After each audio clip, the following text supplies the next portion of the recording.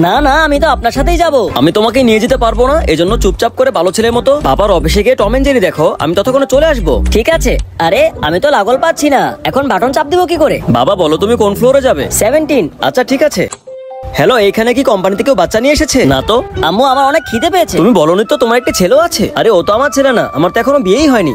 তুমি এখানে প্রমোশনের জন্য আসছো? হ্যাঁ, প্রমোশন তো আমি তোমাকে করে দিব, কিন্তু তোমাকে আমার গার্লফ্রেন্ড হতে হবে। এই ম্যানেজারকে তো উচিত শিক্ষা দিতে হবে। আইডিয়া। আচ্ছা ঠিক আছে, আমি তোমার গার্লফ্রেন্ড হওয়ার জন্য রেডি আছি। এখন দেখ আমি কি করি। আনশু এখানে আসো, তাড়াতাড়ি করে তোমার পাপার কাছে যাও। পাপা পাপা আমার চকলেট লাগবে। এখন থেকে আমরা মা ছেলে আপনার দায়িত্বে। কি তোমার একটা ছেলেও আছে? হ্যাঁ, আমি তোমাকে আমার গার্লফ্রেন্ড করব না। আমাকে একবার প্রমোশন দেওয়ার পর আপনি ক্যান্সেল কি করে করলেন? আমি আপনার নামে বসের কাছে বিচার দেবো। তুমি তো এমন ভাবেই বলছো যেন তুমি ওনাকে গিয়ে বলবে আর তোমার কথা শুনে নেবে। আনশু বাবা, তোমার কোম্পানিতে কোনো কষ্ট হয়নি তো? না পাপা। কি ও আপনার ছেলে? পাপা আপনি আমার সাথে চলুন। এই ম্যানেজার আমার হবু আম্মুকে অনেক বিরক্ত করেছে।